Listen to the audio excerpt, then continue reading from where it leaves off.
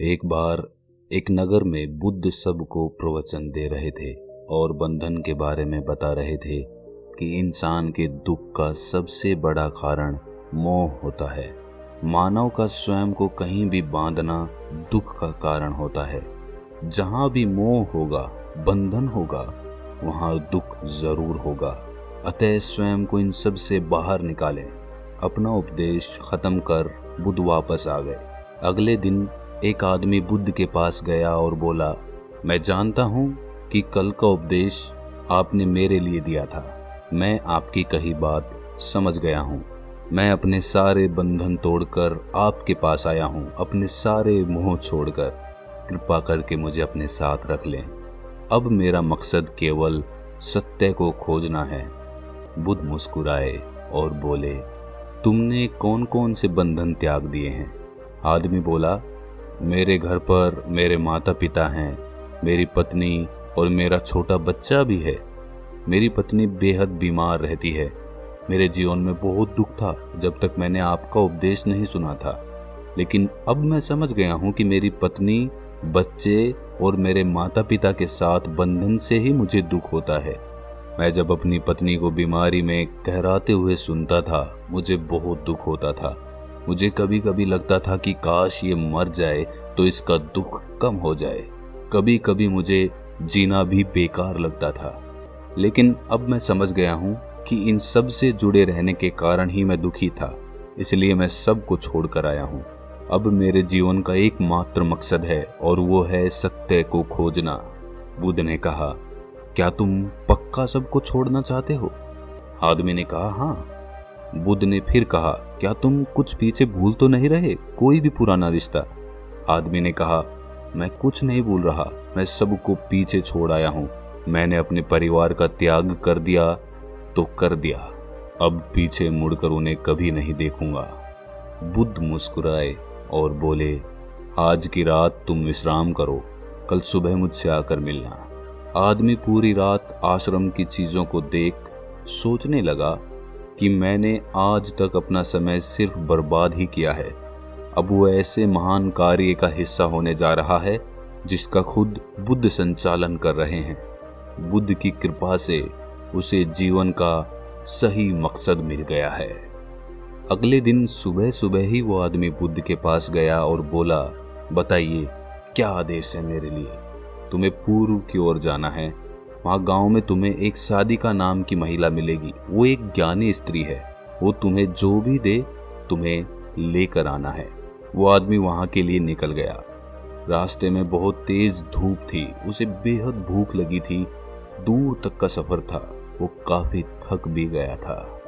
वो आदमी रास्ते भर सोचते हुए गया कि अगर वो घर पर होता तो इस धूप में घूमने की जगह आराम कर रहा होता और भोजन कर रहा होता। सोचते सोचते वो साधिका के गांव पहुंच गया। वहां पहुंच उसने साधिका को देखा। वो बेहद खूबसूरत थी। वो उसे देखता ही रह गया। साधिका ने इस आदमी को देखकर कहा, आप अंदर आ जाओ। मुझे मालूम है आपको बुद्ध ने भेजा है। आपको भूख लगी होगी, मैं आपको भोजन परोस देती हूँ। उसने उस आदमी को भोजन दिया। वो आदमी एकदम हैरान हो गया। ये वही भोजन था जिसके बारे में वो रास्ते भर सोच रहा था। भोजन करते समय आदमी की नज़र साधिका के पैरों पर गई। वो बेहद सुंदर और कोमल थे।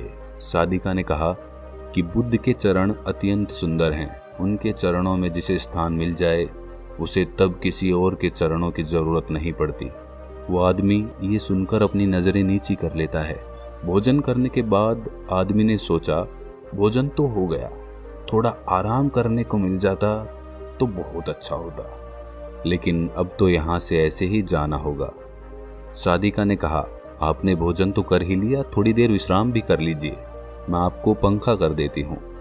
वो आदमी सोचने लगा कि ये कैसे संभव है, जो मैं सोच रहा हूँ वही चीजें हो रही है। उसने सोचा कि ये कोई संजोग ही होगा। वो आदमी चादर बिछाकर आराम करने लगा। साधिका उसे वहीं बैठकर पंखा करने लगी। वो आदमी चुप चुप कर साधिका को बार बार देखता। वो कभी उसके चेहरे को देखता तो कभी उसके चरणों को। वो उसके शरीर की सभी आकृतियों को देखता और मन ही मन सोचता कि कितनी सुंदर स्त्री है, एकदम शांत, सुंदर, प्यारी वाणी, इसे तो मेरी पत्नी होना चाहिए था। वो मन ही मन सादिका के लिए कई सारी कविताएं बना चुका था। थोड़ी देर बाद उसे याद आया कि उसे वापस भी जाना है। सादिका से उसने कहा कि अब मुझे चलना चाहिए। जाते समय आदमी ने सोचा कि एक बार सादिका को फिर से ध्यान से देख लेना चाहिए, इतनी सुंदर स्त्री है। तभी सादिका ने कहा, शरीर में कुछ नहीं रखा, ये तो बस मांस, मज्जा, हड्डी और रक्त का जोड़ है, इसमें कुछ नहीं रखा। ये सुनकर आदमी घबरा गया और बोला, क्या आप अंतर्यामी हैं? मन की आवाज को सुन लेती हैं? वो बोली, नहीं, मैं कोई अंतर्यामी नहीं हूँ। बुद्ध की कृपा और साधनाओं से मैं जीवन को जानती हूँ और मन के भावों को पढ़ सकती हूँ। इसलिए मैं तुमसे कहती हूँ कि शरीर में कुछ नहीं रखा है, ये नश्वर है और नष्ट हो जाएगा। वो आदमी मन ही मन बेहद लज्जित हुआ और सोचा कि इस स्त्री ने मेरी मन की भावनाओं को जानते हुए मेरा इतना सम्मान किया और मैं इसके साथ क्या कर रहा हूँ, मैं एक बहुत बड़ा पापी हूँ।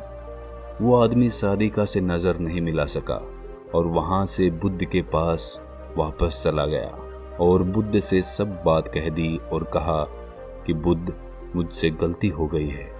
बुद्ध ने कहा, मैं पहले से ही तुम्हारे मन के भाव को जानता था। अब तुम बताओ, क्या तुम बंधनों से मुक्त हो गए हो? आदमी ने कहा, मैंने तो आपके कहे अनुसार अपने सारे मोह बंधन त्याग दिए। मेरा मोह मेरे परिवार से था, जिन्हें मैं छोड़ आया हूँ। बुद्ध ने कहा, बाहरी बंधन और मोह को त्यागने से हम बंधन मुक्त नहीं हो जाते। बंधन और मोह हमारे भीतर होते हैं, ना कि बाहर। इसलिए तुमने परिवार के बंधनों को तो छोड़ दिया, लेकिन एक और बंधन बांधने चले थे, जिसके कारण आज तुम खुद को पापी समझ रहे हो। आदमी बोला, बुद्ध, आप सही कह रहे हैं, मैं बस अपनी पत्नी से पीछा छुड़ाना चाहता था। लंबे समय से वो बस बीमार रहती थी और मैं कुछ ज़्यादा कमाता भी नहीं हूँ, जिस वजह से मैं अपने परिवार की जिम्मेदारी से भाग रहा था। उनसे पीछा छुड़ाना चाहता था और जब मैंने आपका उपदेश सुना तो मुझे लगा परिवार ही सबसे बड़ी बाधा है, उसे छोड़ने से ही सत्य की प्राप्ति होगी।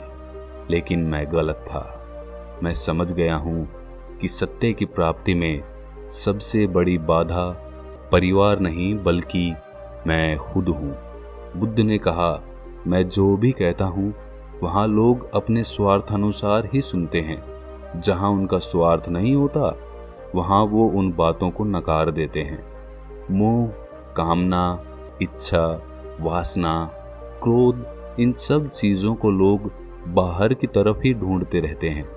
कामना से इच्छा पैदा होती है, इच्छा से वासना, और वासना ना मिले तो क्रोध पैदा होता है। ये सब एक दूसरे से जुड़े होते हैं।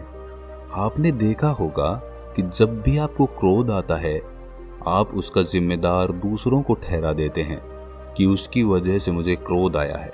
हम कभी ये नहीं कहते कि उसका कारण मैं खुद हूँ, जबकि क्रोध हमें हमारी वजह से ही आता है। अगर आप चाहें तो क्रोध नहीं आएगा।